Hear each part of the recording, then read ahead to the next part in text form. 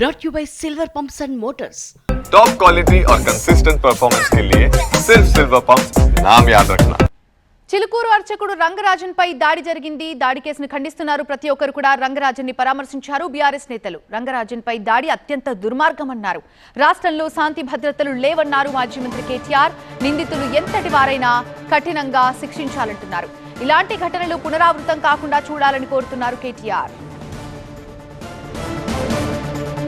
చాలా కాలంగా సౌందరరాజన్ గారు, వారి తర్వాత ప్రధాన అర్చకులుగా అదే రంగరాజన్ గారు ఇక్కడ ఏదైతే సేవలు అందిస్తున్నారో వారిని ఇవాళ అగౌరవపరచడమే కాకుండా ఈరోజు రాష్ట్రంలో అధోగతి పాలైన శాంతి భద్రతల సాక్షిగా వారి మీద దాడికి దిగడం ఏదైతే ఉందో నిజంగా కూడా అత్యంత దుర్మార్గమైన అత్యంత నీచమైన కార్యక్రమం.